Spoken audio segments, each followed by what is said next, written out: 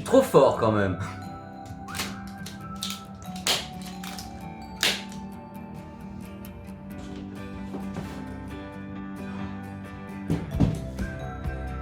Je savais pas que c'était ça. Le mec crédite déjà.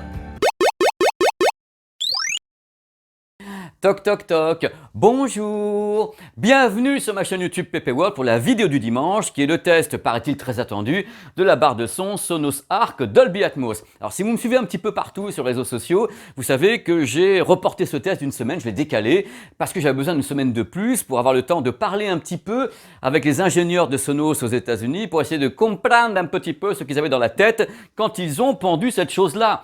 Parce que figurez-vous que le test de cette barre de son Sonos Arc va me donner des occasions en or de parler de tas de choses. Tas de choses comme HDMI Arc, iArc, iOS, Android, le calibrage, ce qui se passe sur le terrain, l'amplification. Bref, vous allez voir, il y a plein de petits chapitres comme ça qui vont être évoqués dans cette vidéo. Et j'espère que vous apprendrez des choses autant que moi j'ai pu en apprendre en parlant avec les petits gars aux États-Unis qui m'ont dit « Ah !» et moi j'ai dit « Oh, bah les gars !» Bon bref, dans cette vidéo, vous allez donc avoir le descriptif de cette barre de son, comment on l'installe, quel est le process pour l'installer, quel est le process pour l'appairer, si je puis dire, à un téléviseur. Vous allez voir que là, il va y avoir un petit peu de houle. Je vous dis rien par avance, mais on va tout expliquer de A à Z. Après, vous aurez carrément une séquence incroyable sur le terrain, pendant laquelle on va faire des tests comme ça, audio, avec les canaux, avec un truc affiché à l'écran, qui vous dit le son doit être à gauche, à droite, et tout ça tourné avec un son en binaural. Carrément, on pourra essayer de savoir ce que fait cette barre concrètement, en lui balançant comme ça des canaux séparés, et qu'est-ce qu'on va entendre. Après, il y aura ma petite conclusion, les plus et les moins, donc les paires de claques ou bien les caresses. Et après, on partira très très loin, j'espère, pour se changer les idées et la tête avec les bonus. Si vous êtes prêts, on va commencer. On va installer cette barre de son et je vais vous expliquer comment est-ce qu'on l'installe dans n'importe quelle pièce. Et on va voir si on peut le faire avec n'importe quel smartphone ou système. Je vais commencer par positionner la barre de son dans l'espace financier surtout. Elle a été lancée le 10 juin en France au prix tout à fait aérien de 899 €. Elle existe en plusieurs coloris, on me l'a prêtée avec la couleur blanche, mais si ça vous plaît pas, prenez autre chose tout simplement. Et il faut savoir que c'est la première barre de son Dolby Atmos signée Sonos. Autre truc super important, en accord avec moi-même, et Dieu sait que c'est pas facile, j'ai décidé de tester cette barre de son en solo. Je sais très bien que Sonos c'est un écosystème, vous avez des enceintes, des subs, plein de trucs, on va en reparler justement. Mais je me suis dit peut-être que des gens qui n'ont pas tous ces éléments veulent seulement acheter une barre de son et savoir si ça peut les rendre heureux. Donc il y a seulement le test de la barre de son, mais attention, Sonos a tout prévu. Si vous voulez ajouter à la barre de son un sub, donc le sub Sonos, vous avez un tarif de 1700 € pour les deux. Ouais, on grimpe un petit peu. Si vous voulez rajouter des enceintes surround, c'est possible, hein, ils ont des modèles. Il y a la Play One, One SL, la Play 3 ou la Play 5 qui peuvent être utilisées en enceinte surround. Là, on arrive à 2096 €, donc la barre de son, voilà, au fur et à mesure vous montez. C'est un puzzle. Il faut savoir un truc super important avant qu'on continue. Cette barre de son est bien sûr capable de savoir quels sont les éléments qui lui sont ajoutés dans l'écosystème Sonos.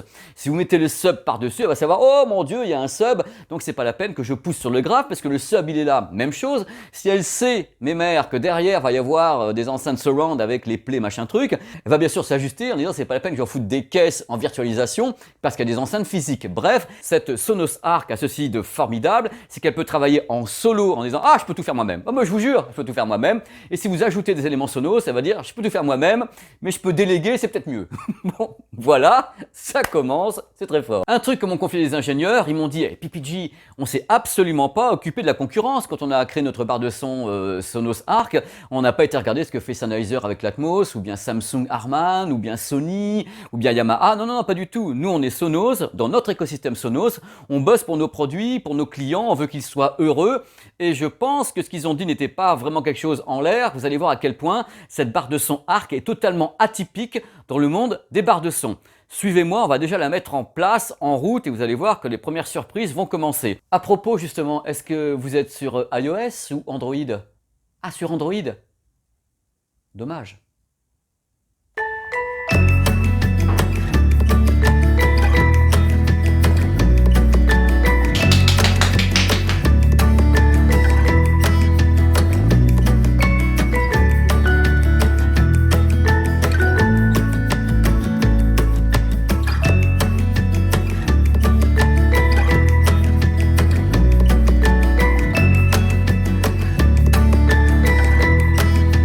C'est maintenant que la grande aventure commence avec iOS uniquement. La calibration True Play. Voilà, c'est parti.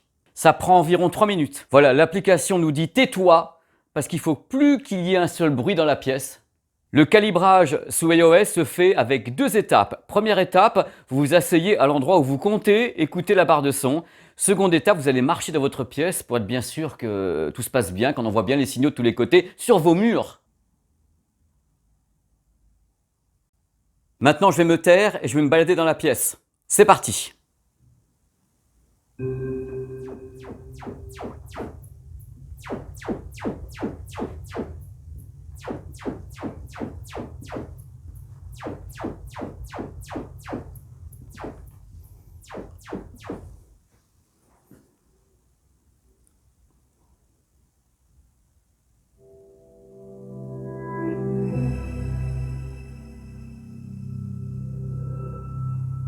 Attention, il va y avoir de la houle, ça commence, accrochez-vous au bastingage. J'ai bien sûr demandé aux ingénieurs de Sonos, mais pourquoi les gars? Pourquoi vous n'avez pas permis aux gens qui ont des smartphones Android d'utiliser le micro du smartphone Android pour calibrer comme vous le faites avec iOS? Ils m'ont dit c'est simple, Pipi du San. Bah, c'est quoi c'est simple? Regardez ce qui se passe. Sur iOS, il n'y a pas vraiment de super début de gamme à 100 ou 150 euros. C'est directement des produits qui sont soit milieu de gamme, soit directement premium, donc on est sûr de la qualité des micros. Par contre, sur Android, on trouve des produits Android à 100 euros jusqu'à 1500, 2000 euros. On ne peut pas risquer de faire un calibrage avec un produit à 100 euros de notre barre de son Sonos Arc parce qu'on n'est pas sûr du résultat. Bon bref, je résume. Étant donné que chez Android, il y a des smartphones à pas cher, les gens qui ont un smartphone même cher, qui ont un super micro, ne peuvent pas utiliser leur micro pour calibrer le système Sonos Arc. Au secours. Mais au moins vous le savez comme ça. Ils ont été francs, ils m'ont répondu les gars. C'est bien. En place, 1,1 mètre. Donc c'est parfait pour un téléviseur 55 pouces. Il faut savoir que la hauteur est de 8,7 cm. Faites gaffe quelquefois avec les produits qui sont un peu bas, ça peut taper sur l'image. Alors techniquement, à l'intérieur, 11 haut-parleurs. 8 woofers, alors le woofer c'est médium et grave, donc ça fait son grave tout ça, on y va franco, et 3 tweeters. Il faut savoir également que la disposition des haut-parleurs c'est 5.0.2. Vous avez des haut-parleurs qui vont diriger vers la hauteur, donc pour le Dolby Atmos c'est les effets d'élévation verticaux, et des HP sur le côté ici qui sont donc là et qui vont balancer de la stéréo. Voilà. Et si vous rajoutez un subwoofer, vous serez en 5.1.2. Tout simplement, il va le savoir, il va s'adapter, il va dire oh je suis plus tout seul au monde, on va m'aider un peu pour le grave. Ça se trouve, c'est pas du luxe. Hein, mais j'ai rien dit, moi. Chaque haut-parleur a son ampli dédié, un ampli classe D. Concernant la puissance, j'ai demandé à Sonos qui m'a dit ça crache. Mais ils m'ont pas donné de puissance, je crois qu'ils l'ont donné à personne. On verra tout à l'heure si... On verra bien. Il y a 4 micros longue portée dans la Sonos Arc. Alors les micros longue portée, l'utilité est simple. Vous voulez faire du Google Assistant ou bien Alexa, vous êtes au bout de la pièce. Voilà, il peut entendre normalement si vous ne mettez pas à fond bien sûr. C'est fait pour ça. Et d'après une source à peu près sûre des ingénieurs, ces 4 micros font quand même une petite calibration de la pièce, même si vous êtes sur Android. C'est-à-dire que quand même quelque part il y a un check. Et maintenant, sous vos yeux ébahis, messieurs, dames, voici la partie la plus importante de cette vidéo, c'est-à-dire l'intégration de ce produit, peut-être chez vous d'ailleurs sur un réseau Wi-Fi, ainsi que la meilleure façon de le connecter à un téléviseur pour que tout se passe bien. Alors vous le savez, Sonos ce sont les rois du multiroom, des enceintes de tous les côtés, donc évidemment la bestiole Sonos Arc dispose d'un port Ethernet et d'un protocole Wi-Fi. Donc ça va être très simple pour vous d'ajouter des éléments, ça va être très simple pour vous de mettre cette barre de son en réseau domestique chez vous si vous le souhaitez, et on gère tout avec les applications sur Android, iOS, qui disposent elles-mêmes d'applications musicales pour balancer la musique partout dans toutes les pièces, on peut tout gérer avec l'application. On a également AirPlay, AirPlay 2, ça c'est la partie presque facile, c'est presque usuel dans l'écosystème Sonos, ça fonctionne très très bien, on le sait ça. J'ai fait un plan large exprès pour que vous ayez une vision d'ensemble du matos derrière moi, pour qu'on puisse vraiment parler ensemble de ce qui va se passer. Ici vous avez un lecteur de Blu-ray disc, il est là, ici c'est l'Oppo 203, mon lecteur de Blu-ray disc, le téléviseur qui est ici et la barre de son. Alors il y a sur cette barre de son qu'un seul et unique port HDMI, compatible HDMI ARC et iARC. Donc voilà, c'est bidirectionnel, c'est-à-dire que la barre de son va parler au téléviseur. Par contre, j'ai demandé aux ingénieurs, mais pourquoi un seul port HDMI? Ils ont dit c'est très simple, pour pas compliquer les gens, numéro 1, et pour ne pas avoir à faire transiter de la vidéo. Parce que en effet, si vous avez par exemple un lecteur de Blu-ray qui est ici, vous ne pouvez pas le connecter directement sur la barre de son puisqu'elle ne reçoit pas de vidéo. La connexion se fera directement sur le téléviseur. Et c'est là que les choses peuvent devenir un petit peu compliquées. Petite parenthèse qui ne me fait pas du tout plaisir, il faut savoir que cette barre de son Sonos Arc à 900 € n'est pas compatible DTS. Pas du tout. Alors que se passe-t-il si jamais vous envoyez un signal DTS par un port HDMI? C'est tout simple, la barre de son passant son temps à discuter avec le téléviseur via la HDMI bidirectionnelle va dire au téléviseur « T'as du DTS? C'est même pas en rêve, même pas tu me l'envoies », elle restera entièrement muette.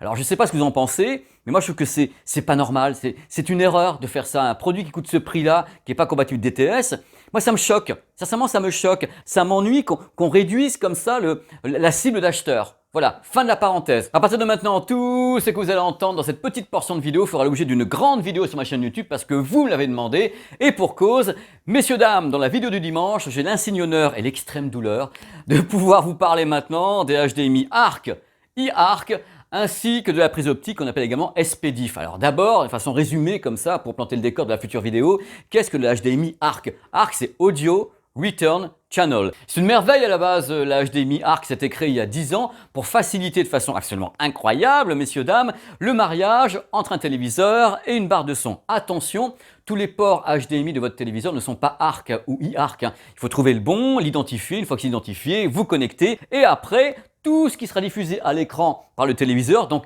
Netflix, les chaînes télé, tout ce que vous voulez, ou bien une box qui va être connectée en externe, le son de tout cela va être envoyé vers la barre de son qui va le gérer, qui va l'amplifier, le décoder suivant le type de barre de son. Là, vous avez compris, ça sera de la stéréo ou bien du Dolby Digital, du Dolby Atmos, Dolby 3 HD. Elle ne veut pas de DTS de toute façon, donc voilà. Je vais compliquer un peu les choses, mais c'est pas ma faute, c'est la technologie qui m'oblige à vous dire tout ça. La HDMI Arc n'est pas récente, sa bande passante est limitée. Mais attention, écoutez bien ce que je vais vous dire. Elle est limitée, mais elle correspond à la plupart des cas de figure que vous utilisez. Vous inquiétez pas, le son de Netflix, le son des chaînes télé, le son d'une box qui est reliée, le son d'un lecteur de DVD va passer sans aucun problème vers la barre de son. Mais il y a quand même des gens qui ont d'autres équipements qu'une simple box. Il y a des gens qui, comme moi, ont un lecteur de Blu-ray disc ou bien une console de jeu avec un lecteur de Blu-ray disc. Et figurez-vous que le Blu-ray disc, notamment, n'a pas forcément que des signaux audio en bas débit. C'est-à-dire que les signaux audio peuvent monter vers le DTS HD Master Audio et vers le Dolby True HD qui contient également le Dolby Atmos. Et là, on va se retrouver avec des hauts débits audio que ne peut absolument pas passer la HDMI Arc classique, celle d'il y a 10 ans. Vous sentez monter la pression au fur et à mesure de ce que je vous dis? Vous allez voir, l'épilogue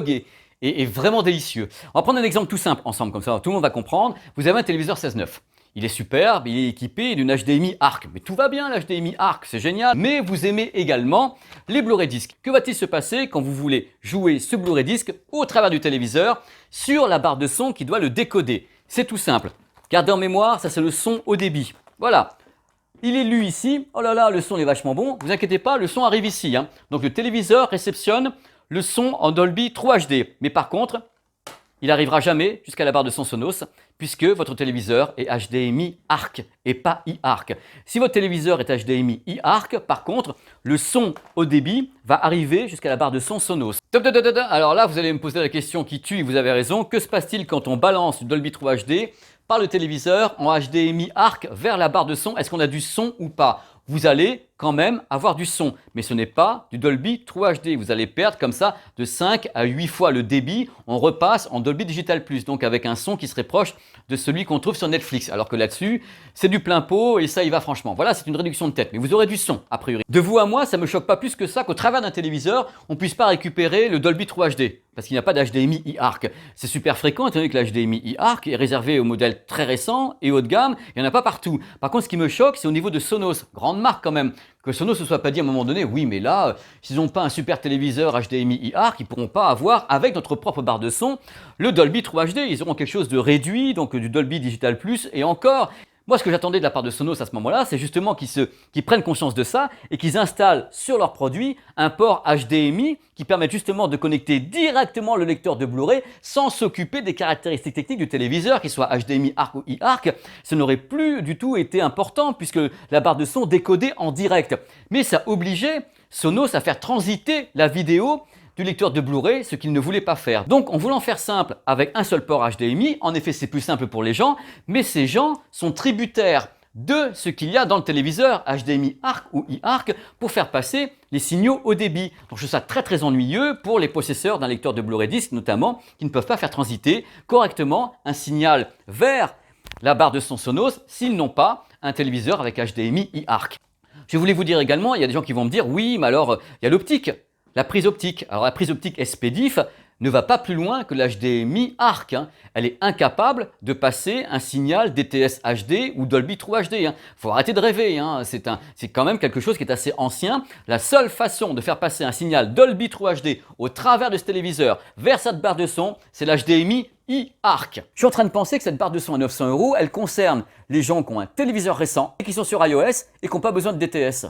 Mais ça, c'est dans quel monde ça? Moi, j'ai besoin de tout, surtout sur un produit à 900 €. Vous voyez, je suis énervé. Non, mais je suis pas énervé, mais je suis un passionné. Attention, je suis pas en train de vous dire que la barre de son est mauvaise. Je suis en train de vous dire, comme je vous l'ai dit au début de la vidéo, que le concept est différent. Et les ingénieurs ont été clairs avec moi. Ils ont dit, on a fait notre barre de son Dolby Atmos qui ne cadre pas forcément avec ce que font nos concurrents. On l'a fait dans notre écosystème à notre façon. Et maintenant, il est temps de mettre un casque stéréo, des intra-stéréo ou bien des écouteurs stéréo, car je vais faire une captation en audio 3D binaural avec le système Sennheiser, comme ça. Attention, vous n'allez pas avoir la qualité audio. Ça, c'est moi qui l'entends, la qualité audio ici. Vous allez par contre avoir les effets de spatialisation. Est-ce que vous entendez la spatialisation ou pas?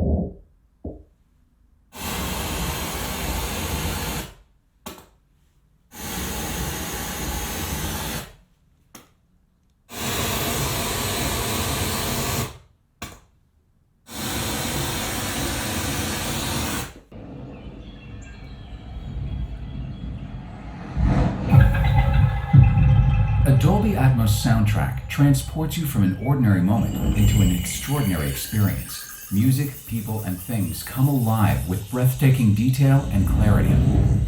Sound flows in precise choreography all around you, even overhead, making you feel like you are truly there.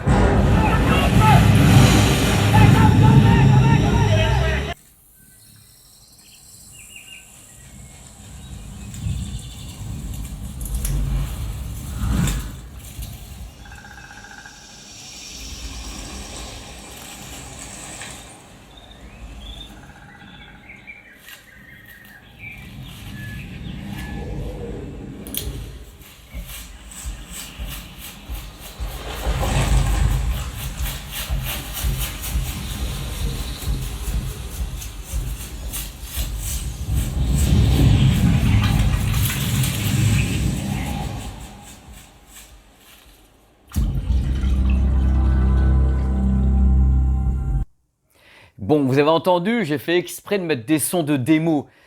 Comme ça, vous avez le maximum de ce que pourra donner cette barre de son. Alors moi, ce que j'ai ressenti, parce que j'ai passé un moment avec, en écoutant des films et autres, il y avait quand même beaucoup de graves. C'est vrai que c'est assez surprenant parce qu'il n'y a pas besoin de caissons. Si on en rajoute un, c'est vachement bien. Mais déjà, globalement, en plus, il y a un mode Loudness sur l'application, vous avez déjà du grave. Il y a de la puissance sonore. C'est vrai que c'est extrêmement bien maîtrisé. Qu'on soit clair, le son est extrêmement propre. Vous avez une sacrée présence des voix, c'est chaleureux, c'est très beau. Ce que j'ai senti, moi, c'est un son qui était enjoué, qui était vif, vraiment qui était clair. Voilà, c'est la clarté que j'ai senti. Il y a quand même pas mal d'aigus, donc par moments on peut être un petit peu, wow, ça accroche un petit peu, c'est quelquefois un petit peu trop vif sur l'aigu, mais globalement c'est super agréable en musique et en home cinéma. Moi j'aime vraiment la présence des voix, parce que j'ai trouvé que certaines voix étaient chaudes, étaient assez bien retranscrites et je trouve ça vachement bien. Bref, il y a une maîtrise. Je ne peux pas leur enlever ça, il y a une vraie maîtrise acoustique. Il faut savoir que par contre, concernant les effets eux-mêmes, j'ai eu beaucoup de choses en frontal. C'est-à-dire qu'en effet, j'ai eu la spatialisation stéréo, j'ai eu la présence d'une enceinte centrale. Mais on ne peut pas dire franchement que j'ai eu une élévation. C'est-à-dire que j'ai eu des effets surround, ils étaient là. Vous l'avez entendu tout à l'heure dans le binaural, ça remuait pas mal comme ça à l'arrière, mais j'ai rien eu qui me paraît être la bulle Dolby Atmos. Alors que les extraits que j'ai mis sont exprès des extraits d'élévation. C'est-à-dire que j'ai beau me placer dans la pièce à divers endroits, parce que j'ai essayé un peu partout, hein, j'avais pas cette bulle Atmos. Par contre, je répète, c'est extrêmement propre, c'est extrêmement maîtrisé. Je veux dire, il y a vraiment une texture audio extrêmement précise. Il y a de l'aigu, il y a du médium, le grave est là. Faut pas trop pousser sur le grave hein, quand même, parce que quelque part, il y a la limite physique et technique de cette enceinte. Hein. C'est pas un sub. Hein. Donc, si vous sentez que ça va un peu trop loin sur le grave, il faut repartir en marche arrière, ou bien gérer avec l'égaliseur, ou bien enlever de la loudness, ou bien dans ce cas-là, décider de rajouter un caisson de grave Sonos qui va s'intégrer, qui va permettre de soulager la barre de son. Mais c'est un excellent boulot. Alors bien sûr, j'ai dit plein de choses auparavant concernant bien sûr la HDMI, le DTS, les réglages, mais là, elle peut donc bien travailler, elle est réaliste, elle peut avoir un son très présent pour une pièce qui fait 30 mètres carrés, 35 mètres carrés, comme celle-ci, vous ne voyez pas en entier, elle fait 35 mètres carrés. C'est assez surprenant, c'est-à-dire que c'est vrai que Sonos, c'est Sonos, au niveau du son, il maîtrise. Le reste, on en parlera dans les plus et les moins, sur les applications, les machins, ce qu'ils peuvent faire, mais la qualité audio est là, on sent qu'il y a une maîtrise de l'acoustique et on sent qu'il y a une maîtrise notamment justement de la spatialisation horizontale. Mais c'est compliqué d'avoir la bulle complète Atmos avec l'élévation alors qu'on sait que dans la pièce il n'y a rien du tout et que tout est tributaire des murs, du plafond et autres. C'est extrêmement compliqué. La stéréo est extrêmement large. Vous avez entendu tout à l'heure les effets, c'est extrêmement large, c'est très bien fait. Bref, techniquement et acoustiquement, c'est un produit qui me séduit. J'ai rien à dire là-dessus. Le reste, vous avez suffisamment entendu de choses dans cette vidéo pour qu'on passe au plus et au moins qui vont résumer tout ce que moi j'ai ressenti. Une barre Dolby Atmos convaincante pour les personnes qui auront un bon téléviseur et en même temps qui pourront travailler avec iOS pour régler la barre de son. La qualité de fabrication, plutôt impeccable. Un produit extrêmement facile à installer grâce à l'application iOS ou Android. Hein. Donc on est guidé pas à pas pour la mettre en route. Qualité audio indéniable, que ce soit en musique ou bien en home cinéma. Franchement, il y a du corps, c'est vivant, c'est transparent, c'est très enjoué, c'est très clair. Bref, ça assure pas mal quoi. La calibration TruePlay via l'iPhone, c'est quand même super bien fichu d'utiliser comme ça le micro de l'iPhone et d'aller partout dans la pièce et faire une calibration vraiment super bien précise pour elle. L'accès à de nombreux services de streaming audio, les réglages via l'application, on a un bon contrôle globalement de ce qui se passe.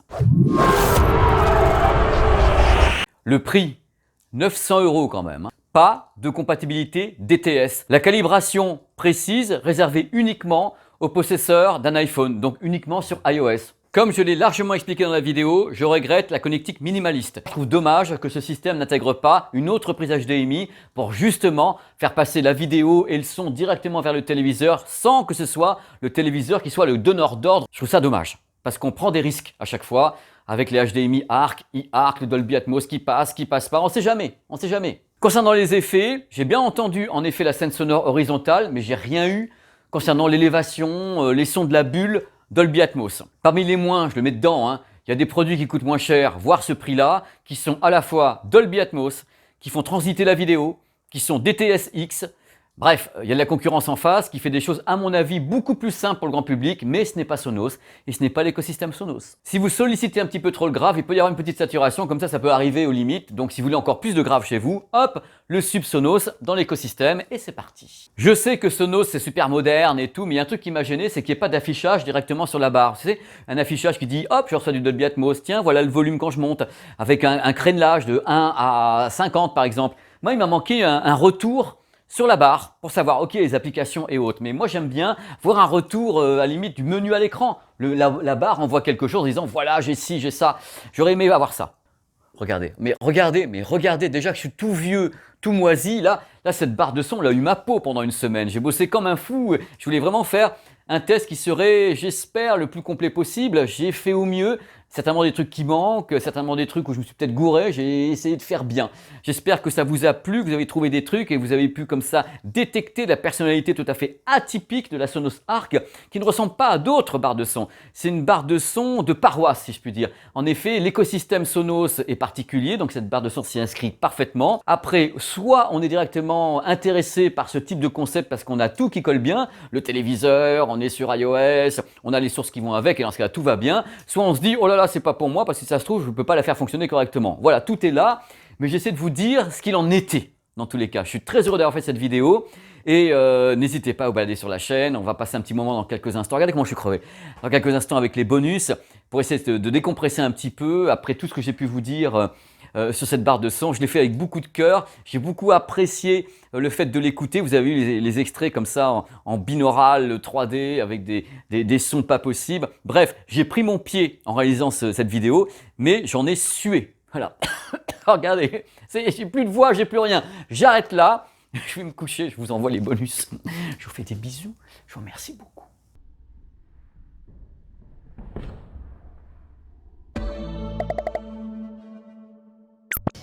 Ah mais qu'est-ce que c'est beau ce bleu. Vous êtes prêts au choc? On y va, compte à rebours. 3, 2, 1, 0.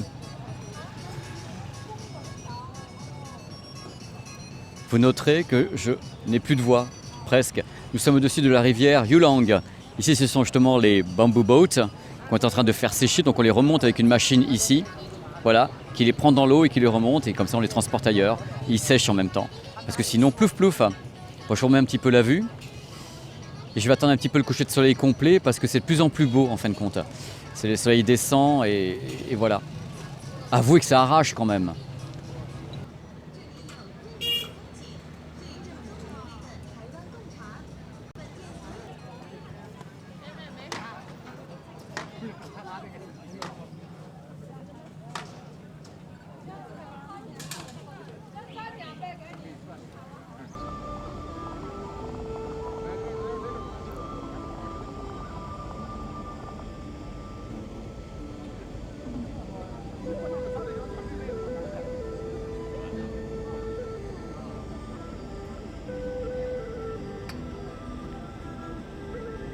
Moi c'est une malédiction, hein. Dès que je monte sur un bateau, il y a toujours un bateau à côté qui nous double. Je prends jamais le plus rapide quoi. Mais je sais pas, c'est un truc comme ça. Dans tous mes voyages, je suis celui qui est toujours en arrière.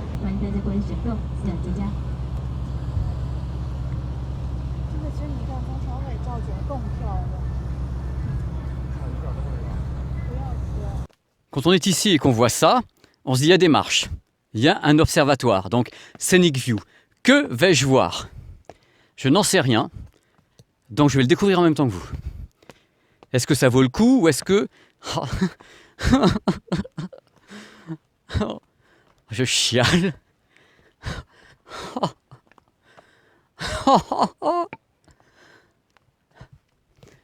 Oh la vache!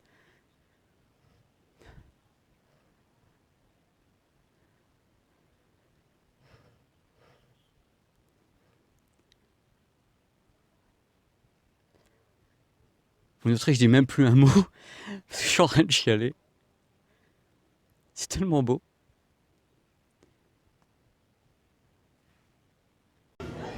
Bienvenue dans Yangshuo by Night.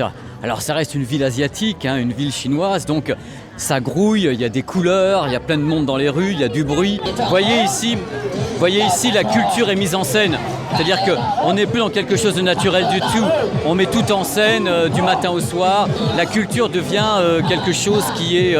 c'est pas bafoué, mais il n'y a plus rien de naturel. Pas dans ces villes-là, dans tous les cas. Mais globalement, risque de vous surprendre, il y a également les McDo, Starbucks, il y a tout ça. C'est-à-dire qu'on est quand même dans une ville chinoise. On se retrouve exactement avec les mêmes enseignes qu'on peut trouver en Europe, aux États-Unis, avec H&M, avec McDonald's, avec des tas de choses comme ça. C'est assez étonnant, ça peut surprendre. C'est-à-dire que vous avez peut-être une vision de la Chine qui n'est pas celle que je suis en train de vous montrer. C'est-à-dire que vous avez peut-être la vision de la Chine, en effet, avec le côté peut-être très différent, très culturel. Oui, c'est différent, c'est culturel, mais ça n'a pas empêché toutes les enseignes, comme je vais montrer du doigt ici, donc Starbucks, McDo, H&M et autres, de s'implanter ici. Ils sont arrivés en force, pourquoi ? Parce que ce sont des lieux touristiques.